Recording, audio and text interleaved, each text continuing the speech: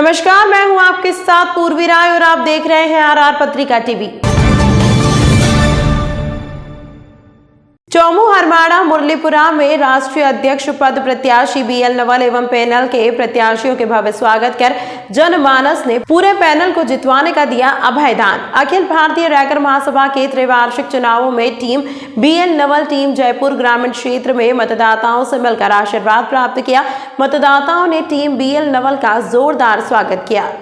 जयपुर ग्रामीण के चौमू के बाबा रामदेव मंदिर में विशाल मीटिंग कर बीएल नवल राष्ट्रीय अध्यक्ष पद प्रत्याशी डॉक्टर दशरथ हिंगवानिया, राष्ट्रीय महासचिव पद प्रत्याशी राम अवतार कुलदीप, राष्ट्रीय अध्यक्ष पद प्रत्याशी गोवर्धन देतवाल, राष्ट्रीय सचिव पद प्रत्याशी राजेंद्र सबल, राष्ट्रीय कोषाध्यक्ष पद प्रत्याशी मोहनलाल जलूथरिया, कृष्ण अवतार, राष्ट्रीय प्रचार प्रसार सचिव पद प्रत्याशी को आमलियों से ढोल नगाड़ों के साथ जुलूस के रूप में सभा स्थल तक लेकर गए। जगह जगह पुष्प वर्षा की गई, जोरदार स्वागत किया गया।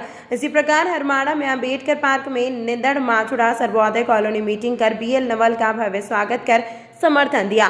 मुरलीपुरा के बाबा रामदेव मंदिर में आसपास की सैकड़ों कार्यकर्ताओं ने जबरदस्त स्वागत कर जीत का आशीर्वाद दिया। समाज बंधुओं ने टीम बीएल नवल का भव्य स्वागत किया और पैनल को समर्थन देते हुए जीत का भरोसा दिया। सब ये हाथ विक्ट्री के रूप में कर लो मेरा सब ऐसे रैगर समाज जिंदाबाद, रैगर समाज जिंदाबाद, रेलोसा जिंदाबाद, रेलोसा जिंदाबाद, रेलोसा जिंदाबाद। रैकर समाज की शान में, रैकर समाज की शान में, रैकर समाज की शान में, आत्माराम जी लक्ष्य, आत्माराम जी लक्ष्य, आत्माराम जी लक्ष्य, ज्ञान जी महाराज, ज्ञान स्वरूप जी महाराज, ज्ञान स्वरूप जी महाराज, रैकर समाज जिंदाबाद, रैकर समाज जिंदाबाद, रैकर समाज जिंदाबाद, नवल साहब जिंदाबाद, नवल साहब जिंदाबाद, नवल साहब जिंदाबाद। नवल साहब संघर्ष करो, हम तुम्हारे साथ हैं, नवल साहब संघर्ष करो, हम तुम्हारे साथ हैं, नवल साहब संघर्ष करो, हम तुम्हारे साथ हैं। सभी को नमन। विशेष रूप से ज्ञान सिंह जी महाराज, आत्माराम जी लक्ष्मी महाराज, जीवाराम जी महाराज, रामानंद जी महाराज, गोपाल सिंह जी महाराज, और उसमें हर दिन हर कदम पे समाज को कुछ न कुछ जो है ना समाज कमज़ोर हुआ। जहाँ कहीं भी कोई भी बात देखें, कोई हमारे लिए कोई अभिमान की, कोई हमारे लिए गर्व करने की बात मैंने तो पाई नहीं। पर अब उन चीज़ों को गिनाना हमारे लिए ठीक नहीं है, क्योंकि हमने ये सभी हमारे साथियों को ये बोला है कि हमें हमारी लकीर बड़ी करनी है, हमें छोटी लकीर के ऊपर लकीर नहीं खींचनी है। जो उन्होंने किया उनकी समझ से किया, जो आगे क्या वो कार्यक्रम लेके आए हैं वो आपके पास में भी आएंगे। लेकिन हम चाहे पद पे हों चाहे नहीं हों, हमें हमारी ड्यूटी निभानी है। एक बात ये कही जाती है कि जो अफसर होते हैं वो 60 साल तक तो सरकार की कुर्सी को तोड़ते हैं और उसके बाद में वो समाज के अंदर आके और वहाँ पर किसी संस्था के पदाधिकारी बन जाते हैं और फिर वो अपना रास्ता राजनीति की तरफ देखते हैं। मेरे को भी ऐसे कमेंट हुए, जनरल कमेंट हुए कि इन्होंने 60 साल तक जो सरकार में रह के काम किया, क्या समाज को दिया और उसके बाद भी समाज के लिए उन्होंने क्या किया वो बताएं। और मुझे कई बार बहुत दया आती है, विडम्बना भी है ये कि जो आदमी मुझे जानता नहीं है, जो आदमी बिलोर जी को जानता नहीं है, जो आदमी रामावतार जी को जानता नहीं है, वो आदमी उनके खिलाफ में लिखना शुरू कर देता है। लेकिन अब जनतंत्र है और आरटीआई का इसका मतलब राइट टू इन्फॉर्मेशन में कुछ भी बोल जाए, किसी का भी कुछ भी करते, कोई फर्क पड़ने वाला नहीं है। तो सिंसियरली समाज के लिए काम करना चाहता है। दो बात आज मैं सबके सामने खोलना चाहता हूँ, उसको आप वेरीफाई ज़रूर करें कि 2007 के चुनाव में आज की तारीख में ताराचंद जी जिंदा है और डॉक्टर मोहनपुरिया जी भी जिंदा है। आप उनसे फ़ोन पे पूछना कि उन्होंने 2007 के अंदर बीएल नवल को फ़ोन करके ये कहा क्या कि आपको हम निर्विरोध राष्ट्रीय अध्यक्ष बनाते हैं, आप हाँ बोलो। ये मैं बहुत जिम्मेदारी से बोल रहा हूँ, क्योंकि अमन साहब की डेथ हो गई, इससे भी क्या वेरीफाई करें। और भी उनके साथी थे, PM जमींद्र जी, उनकी डेथ हो गई, PM लक्ष्मण जी थे, उनकी डेथ हो गई, तो उनसे तो वेरीफाई कर नहीं सकते। 2 अभी भी हैं और इस पर विशेष रूप से डॉक्टर साहब को पूछ ली। और वो की वो बात 2011 में भी आई कि हम जो है ना एक नया आदमी ढूंढ रहे हैं और आपने 2007 में मना कर दिया, लेकिन फिर से आपको ये ऑफर है कि आपको हम सर्वसम्मति से बिना चुनाव किए राष्ट्रीय अध्यक्ष नियुक्त करना चाहते हैं, आप अपनी कंसेंट दें। दोनों ही बार मैंने ये कहा कि देखो मेरी नौकरी बहुत बची है, मुझे महासभा का इतना बड़ा कद, महासभा के पूर्व जो अध्यक्ष है उनका नाम लेते ही हमारा जो है ना हमारे रोंगटे खड़े हो जाते हैं, हमारा सीना जो है ना गर्व से फूल जाता है। इतने बड़े बड़े लोग थे जिन्होंने समाज के लिए काम किया और समाज को आगे बढ़ाने के लिए भरसक कोशिश की, और उनका सानिध्य किसका मिला? ज्ञान स्वरूप जी महाराज जैसों का, आत्माराम नीलक्ष्मी महाराज जैसों का, और हमारे संत महात्मा का।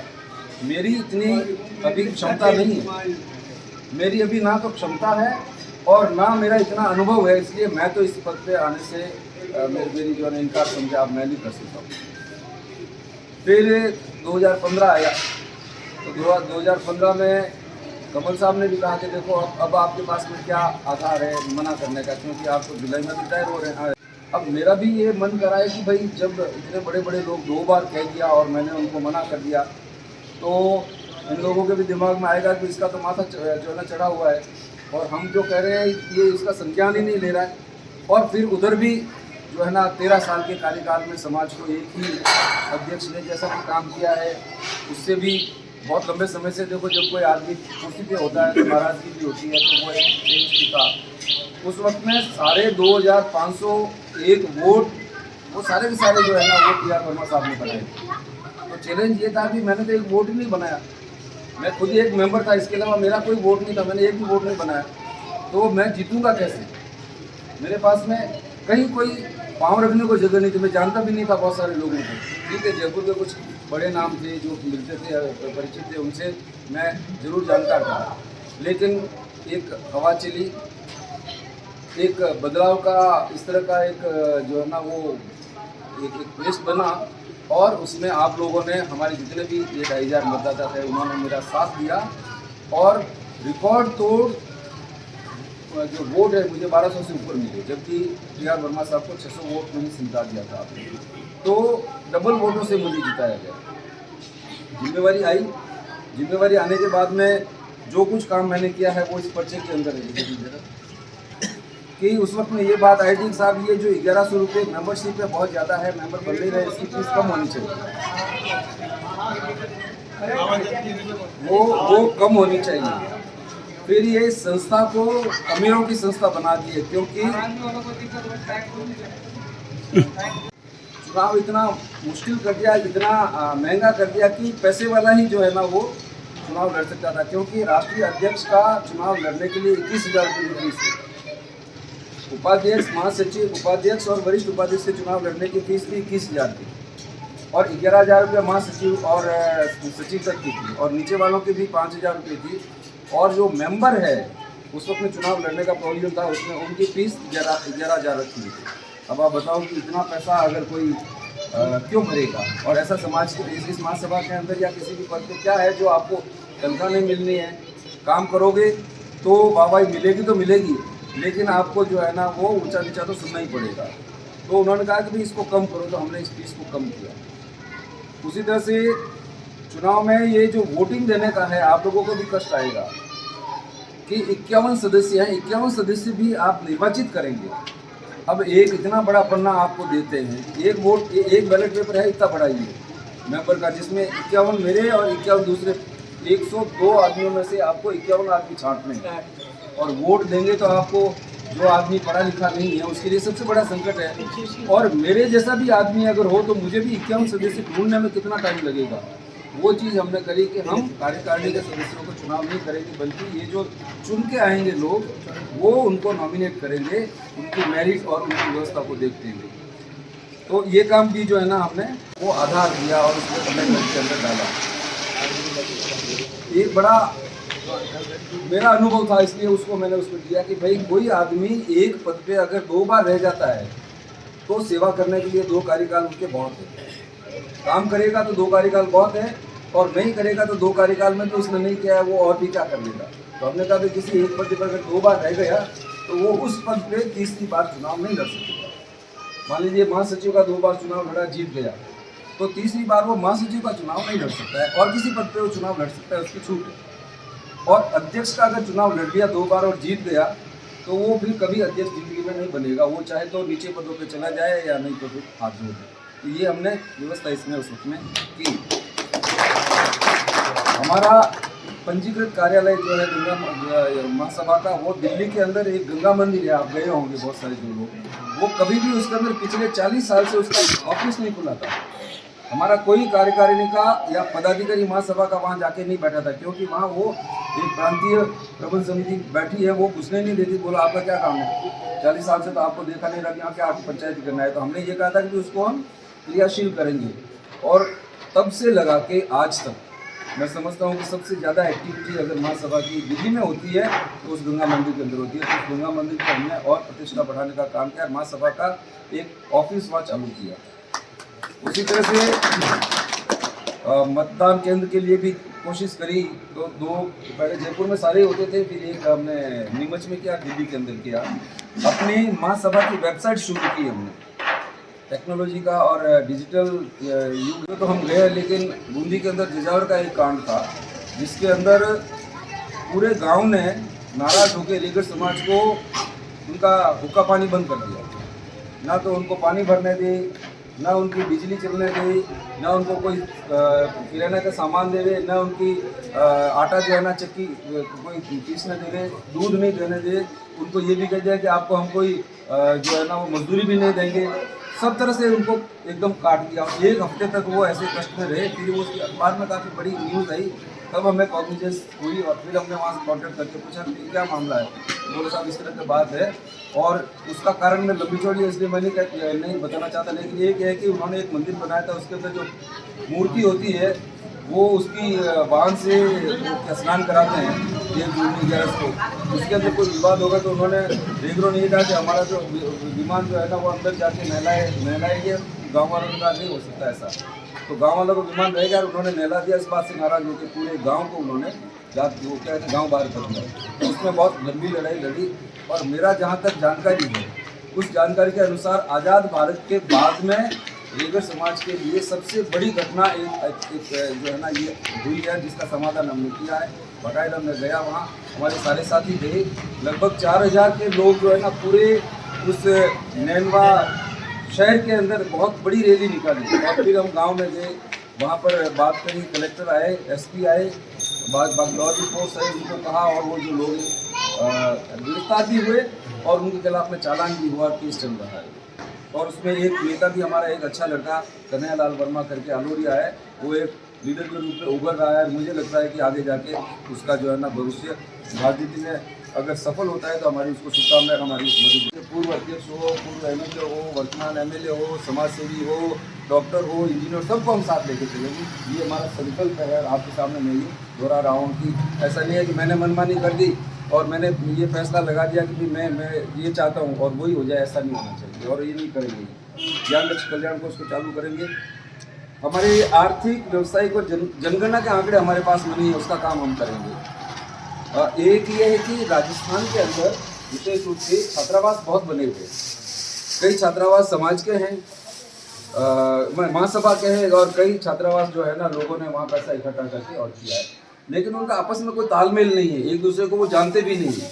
व्यवस्थाएं भी ऐसी ऊंची नीची हुई हुई है कि कहीं तो जो फीस है ज़्यादा ली जाती है, कहीं फीस कम ली जाती है, कहीं बच्चों को सुविधा कम दी जाती है, कहीं ज़्यादा दी जाती है। तो उसमें हमारा ये है कि एक तो हम वो लिस्ट बना के और उसमें किस तरह से समन्वय बिठा जा सकता है और बच्चों को किस तरह से आगे बढ़ाने के लिए हम काम कर सकते हैं, इसके लिए हमें ये छात्रावासों को कोऑर्डिनेट करने का काम करेंगे।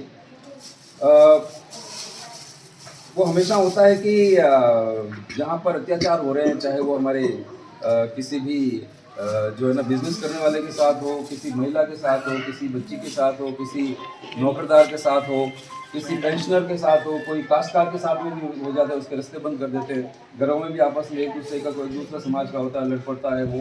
तो इस तरह के कोई मामले होंगे तो उसको समाज की तरफ से या महासभा की तरफ से क्या मदद मिल सकती है, उसके लिए हम एक विधि प्रकोष्ठ बनाएंगे। और उसमें जो हमारे समाज के नामी गिरामी यार अच्छे वकील जो खुद आगे चल के समाज को कुछ काम करने की इच्छा व्यक्त करते हैं उनको उसमें जोड़ेंगे। और उसमें हर कदम पे FIR हो रही है कि नहीं हो रही है, बहुत बार FIR होती नहीं है, थानेदार जो है FIR जो है ना वो रिकॉर्ड करता नहीं है, वो दर्ज नहीं करता है, तो हम लोग उनकी मदद करेंगे, वकील बनाने के लिए मदद करेंगे। डिस्प्यूट होता है आपस में बिठा के, कोई भाइयों का मुद्दा है, समाज के दो पक्ष है, दोनों पक्षों का मुद्दा है, उसको भी समझा के। अगर आप यहाँ बैठे देख सकते हैं, आपके पास नेट है तो आप महासभा का जो है वो लॉगिन करिए और आपको वो महासभा के बारे में पहले कितने अध्यक्ष थे, कौन कौन थे, क्या कार्यकाल रहा है, आज क्या है, महासभा के संत कौन है, समाज के संत कौन है, सारी चीज़ें जो है ना उसके अंदर उसको रखी हुई है। ये भी बात आई कि आप रेगुलर समाज के लिए कोई एक ऐसा दिन होना चाहिए जो यादगार दिन है समाज के लिए, तो वो क्या किया जाए। किसी ने कहा साहब ज्ञान स्वरूप जी महाराज के जन्मदिन को हम जो है ना वो रेगुलर दिवस के रूप में मना ले, किसी ने कहा साहब आत्माराम जी लक्ष्य के जन्मदिन को अपन जन्मदिन मना ले। सारी ये मंथन हुआ तो हमने कहा भी ये तो विवादित हो जाएगा भाई। आत्माराम जी लक्ष्य के अगर कोई शिष्य है तो वो कहेंगे भाई ज्ञान स्वरूप जी महाराज के हमारे संत के वो क्यों नहीं करें। तो हमने एक आधार लिया कि भाई जिस दिन से इस महासभा का गठन हुआ है दौसा के अंदर, जब 1944 में हमारा अधिवेशन हुआ था, तो पहला दिन है उसको हम रेगुलर के दिवस के नाम से मनाएंगे। तो 2 नवंबर को हुआ और लॉजिकली हमने इसका कोई विरोध नहीं हुआ। महासभा आपके द्वार आप लोग जानते हैं हमने चलाया था और जयपुर जिले के अंदर 5 विधानसभा क्षेत्र के अंदर कम से कम 40 गांवों के अंदर हमने जा के वहाँ पर इस तरह की छोटी जो है ना वो मीटिंग करके और महासभा आपके द्वार में लोगों से मिले, उनको मोटिवेट किया कि आप चाहो तो मेंबर बनो, आपकी कोई कष्ट है तो वो बताएं, हमारा महासभा का ये स्ट्रक्चर है। तो महासभा से उनको रूबरू कराया, प्लस समाज से हम सीधे जाके जुड़े और उनको उनसे सीधे जो बात की, तो उसका असर ये हुआ कि लोग महासभा के बारे में जानने लगे। के अंदर सांगानेर स्टेडियम में युवाओं के द्वारा एक राष्ट्रीय स्तर का सम्मेलन उसमें हमने संपन्न करवाया, सिर्फ युवाओं की तरफ से था वो, और बड़ा सफल संयोजन वो जो है ना वो आयोजन रहा और लगभग उसके अंदर 7 से 8 हज़ार लोग जो है ना उस वक्त में आए थे। तालकटोरा के अंदर जो 21 फरवरी 2018 को हमने जो सम्मेलन करा वो आप जो लोग गए हैं वो उसके बारे में जानते हैं। 34 साल के बाद में महासभा के कार्यकाल में वो जो है सम्मेलन हमने करवाया था। उसमें कुछ कंट्रोवर्सी है कि साहब मुख्य जो अतिथि थे वो नहीं आए थे, आप लोगों ने भरोसा दे दिया, लेकिन आप जानते हो मैं आज खुलासा करता हूँ कि जिस दिन हमारा 21 फरवरी 2018 को सम्मेलन था उस दिन राजनाथ सिंह जी को हमने मुख्य अतिथि बनाया था, उनकी सहमति थी, उनकी यस आई हुई थी लिखित में, लेकिन 21 जनवरी को ही उनकी इसकी लोकसभा क्षेत्र में लखनऊ के अंदर दुनिया के 4 बड़े जो उनके हेड ऑफ द स्टेट है, उनके प्रधानमंत्री या उनके जो है ना वो राष्ट्रपति आए हुए थे और पूरा मंत्रिमंडल भारत का जो कैबिनेट मिनिस्टर सारे जो थे वो वहाँ प्रधानमंत्री सहित वहाँ थे। कोशिश करी थी लेकिन वो पार पड़ी नहीं। जिसके संसद के क्षेत्र में अगर प्रधानमंत्री आया हुआ और इतने मेहमान आए हुए तो वो कैसे जगह छोड़ सकता है, तो वो एक कंट्रोवर्सी हुई थी। बाकी बहुत व्यवस्था है सारी, आपको पता है। 13 हमने वहाँ से प्रस्ताव लिए थे, उन प्रस्तावों को बकायदा एक पढ़ के बताया था, जिसमें 2 प्रस्ताव प्रस्तुत करने वाले, एक तो आप हैं, एक आप 2 तो यही बैठे हैं और 3 रामावतार जी भी थे। यहाँ से 13 प्रस्ताव में 3 प्रस्ताव तो यहाँ के जो सामने बैठे उन्होंने डिस्कस करके और वो उसको अप्रूव करवाया था। हमने करेंगे महिला प्रकोष्ठ, महिलाओं की मतलब समाज की आधी आबादी, देश की आधी आबादी जो महिला है, और इन महिलाओं की तरफ अगर हम समाज के लोग ध्यान नहीं देंगे, महासभा अभी ध्यान नहीं देगी, तो फिर हमारी वो जो आधी आबादी है वो तो अविकसित रह जाएगी। तो हम कितना ही दौड़ लगाते हैं, हम कितना ही काम कर लें, तो हम 50% तक ही सक्सेस पा सकते हैं। तो इनको भी आगे बढ़ाने के लिए इनकी जो एक विधि महिला प्रकोष्ठ है उसको हम बहुत ही पुष्ट तरीके से, बहुत ही मजबूत तरीके से आगे बढ़ाएंगे।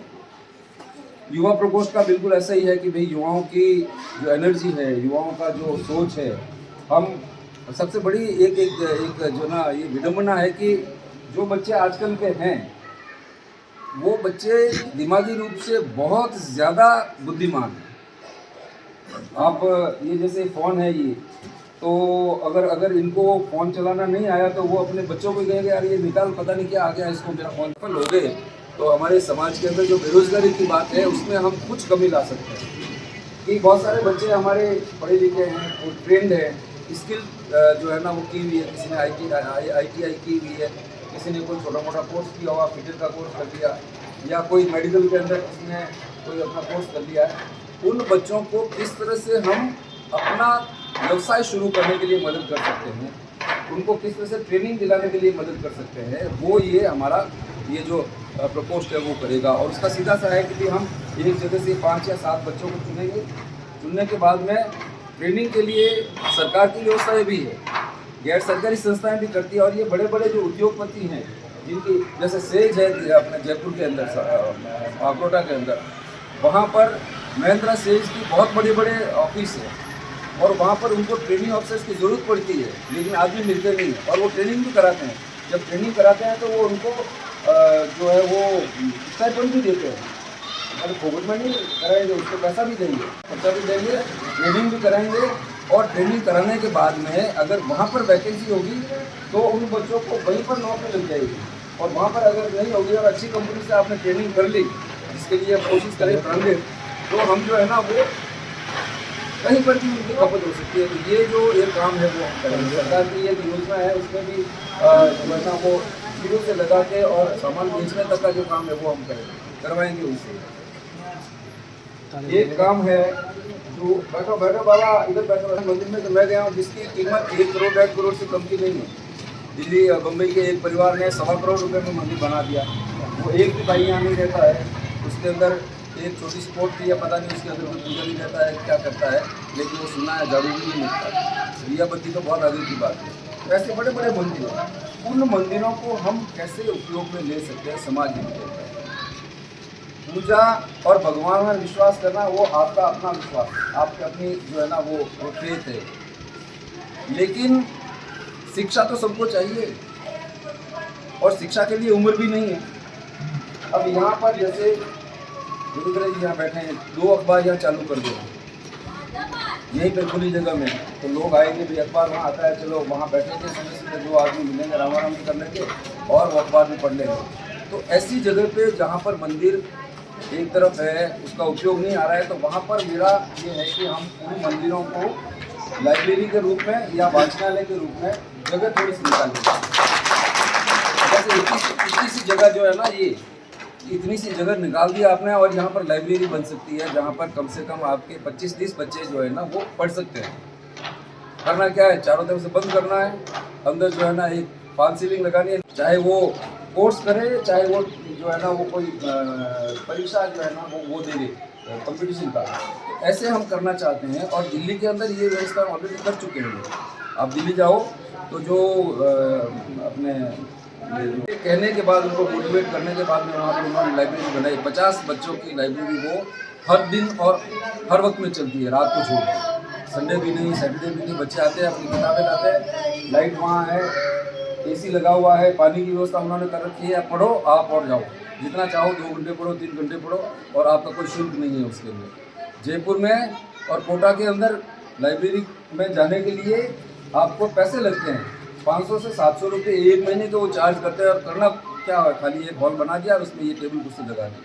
तो वहाँ रतिया वाली ब्याग में चल रही है। मादीपुर के अंदर एक जो है वो गंगा माई का मंदिर है, उस पर उन्होंने लाइब्रेरी बना दी, बहुत अच्छी चल रही है। उसी तरह से विष्णु मंदिर है नागलोई के अंदर, वहाँ पर भी एक अच्छा मंदिर है और वहाँ बना दी। और सबसे बड़ी बात ये, सबसे बड़ी ऊपर वाले के लिए बिल्डिंग के लिए यही मैं बात है आपको। और सबसे बड़ी बात यह है कि दिल्ली के अंदर वहाँ बाबा रामदेव का मंदिर है, उस मंदिर के ऊपर 19 कमरों का छात्रावास उन्होंने तैयार कर रखा है, अभी चल रहा है वो काम, 19 कमरों का। और वहाँ पर खाने के लिए, पीने के लिए जो है ना वो आपका जो किचन एरिया है और जो भोजनालय है वो सारा बना रखा है। और उनका ये कहना है कि साहब ये जो छात्रावास बनेगा वो देखने वाला बनेगा, 5 स्टार होटल की जो सुविधाएं होती है वो हम बच्चों को देंगे, और हमारे समाज के बच्चे आएंगे और उनसे फीस उतनी लेंगे जितना हमारा खर्चा निकलता है। मंदिर जब वो उपयोग में कर सकते हैं, इतना अच्छा उनका उपयोग कर सकते हैं, तो हम हमारे मंदिरों में जो भी स्पेस पड़ा है उसको भी हम करें। हम अभी गए थे फोकस के अंदर, उनको मैंने बोला है कि नई इस मंदिर में प्राण राजनीतिक प्रकोष्ठ बनाएंगे जरूर, लेकिन उनमें कौन आदमी आके हमें गाइड कर सकता है।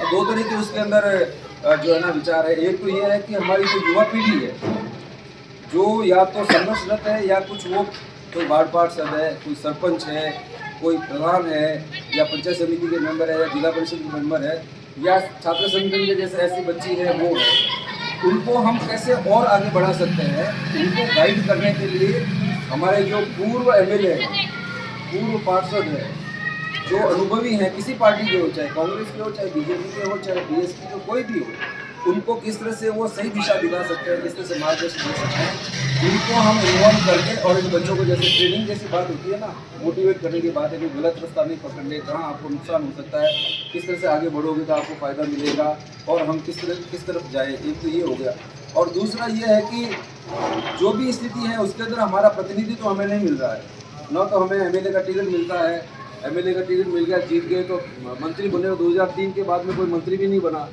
बकोलिया साहब के बाद में कोई मंत्री नहीं बना, और संसद की कोई बात, सांसद की कोई बात ही नहीं है। 1984 के बाद में हमारे समाज के अंदर कोई जो है ना वो लोकसभा के सदस्य नहीं बना, और इसमें राज्यसभा के सदस्य के बारे में तो न तो कांग्रेस, न बीजेपी और न कोई आप पार्टी है, वो उनके दिमाग में विचार ही नहीं आता है कि भाई रेगड़ समाज को भी कोई राज्यसभा में भेजा जाना चाहिए।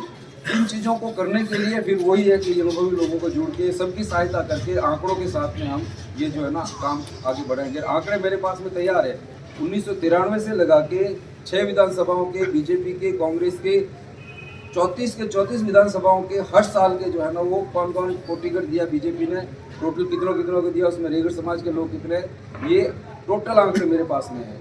समाज की 1931 के अंदर आबादी क्या थी रेगड़ समाज की, उसके बाद में 2011 के अंदर आबादी क्या थी, हमारी जो गति बढ़ी है, हमारी जो आबादी जिस प्रोपोर्शन में बढ़ी है, उस प्रोपोर्शन में हमें जो है अनुपात के अंदर हमें अगर आपने प्रतिनिधित्व नहीं दिया तो ये फिर किस तरह से हम उस कमजोरी को निकाला जाए। तैयार करके मुख्यमंत्री को दे दिया या पार्टी के किसी अध्यक्ष को दे दिया, उससे तो वो नहीं मानने वाले।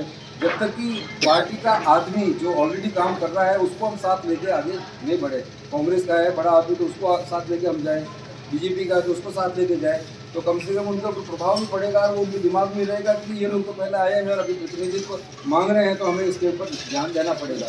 और 10 विधानसभाएं मैंने ऐसी जो है ना चिन्हित की है जिसके अंदर हम 4-5 विधानसभाएं तो ऐसी है जिसमें अगर टिकट मिलता है तो हम जीतने की स्थिति में, लेकिन बाकी 4-5 विधानसभाएं ऐसी है इसमें अगर रेगड़ समाज ये सोच ले कि हमें इस आदमी को या इस पार्टी को जो हमारे साथ में जाति करती है उसको हराना है, तो वो हराने की ताकत आ सकती है, बस शर्त है कि हम सारे एक मत होके और इसके ऊपर काम करें। तो ये जो राजनीतिक प्रकोष्ठ है वो भी हम इसके अंदर बनाएंगे।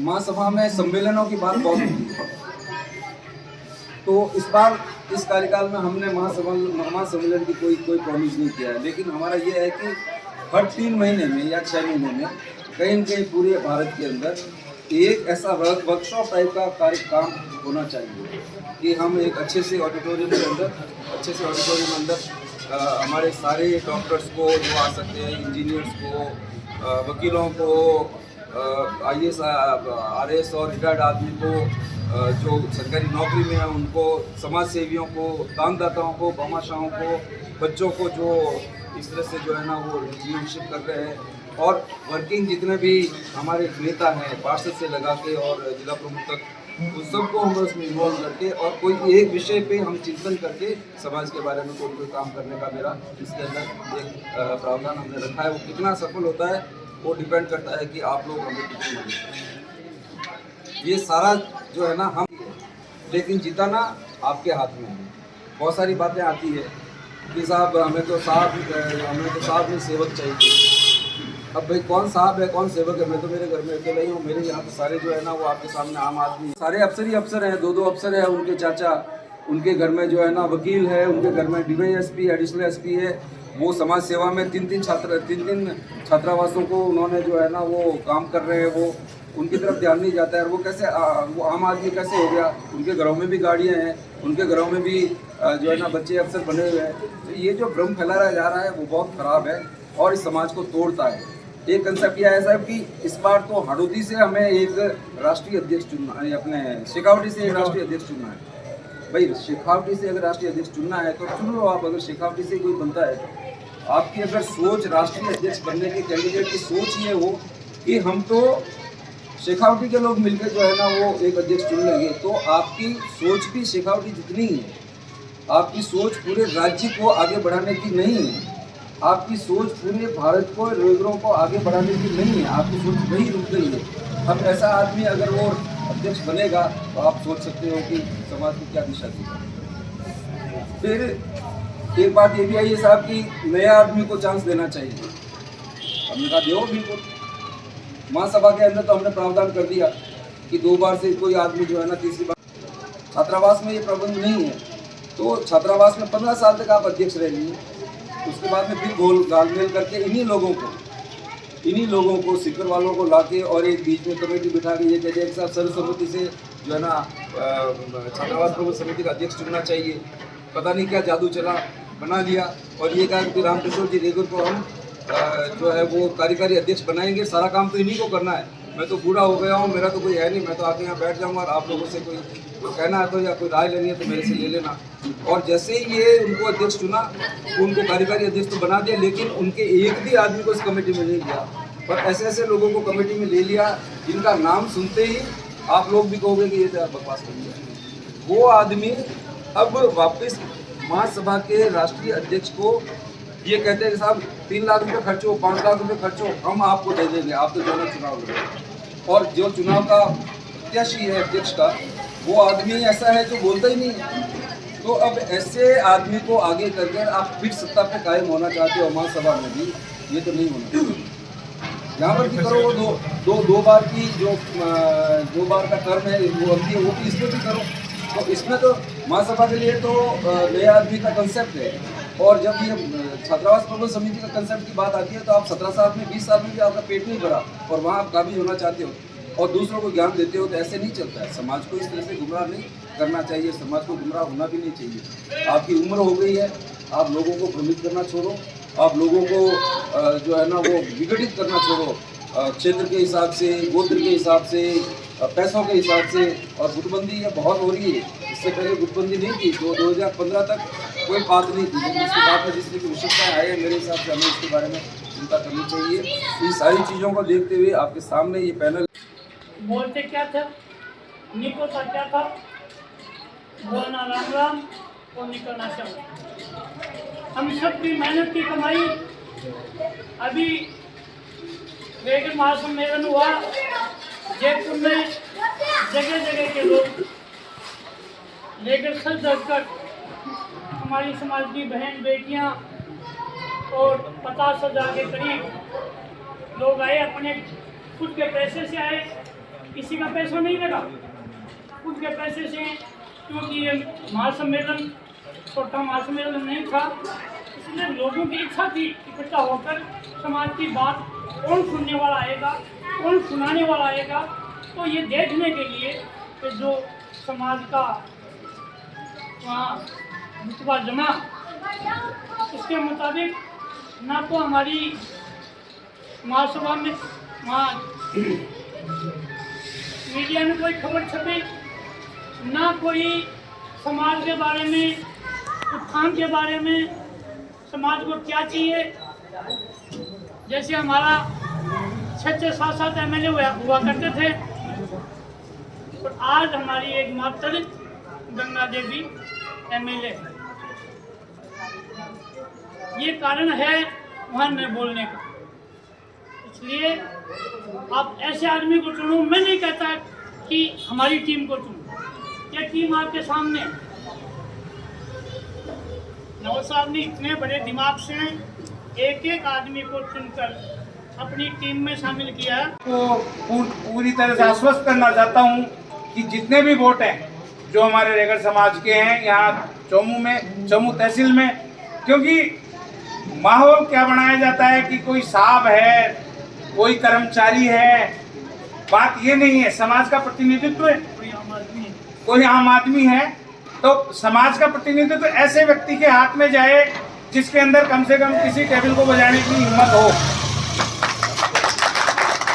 क्योंकि जो IAS कैडर होता है, भारतीय सर्विस सबसे बड़ी सर्विस है, और आपने वो समाज के लिए भी इसमें किया है काम और सरकार के लिए भी किया है। मैं तो छोटी सी मिलेगा जो अपने माचरा हर मारे घाटी सारा एकजुट होकर सारा 100% मतदान करेंगे, अपने पूरे पैनल के ऐसे हिसाब से पूरा मतदान करेंगे। बहुत बहुत धन्यवाद। दम लगा देंगे। इसके अलावा साहब मेरे गांव में 17 वोट है बनेठा में, उनको भी मैंने टैकल कर लिया है और 17 वोट भी मैं डलवाऊंगा। बहुत बढ़िया। ऐसे ही काम किनको डलवाओगे? अपने इसके पैनल का पूरा ही नाम बताओ। नाम साहब। हाँ 17 वोट है सर मेरे वहाँ, वो डलवा दूंगा। मेरे बात हो गई उनसे। ठीक है।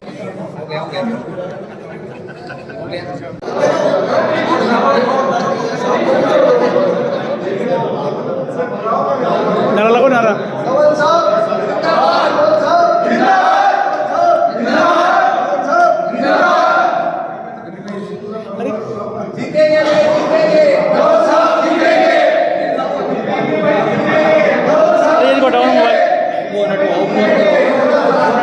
क्या यार एक बार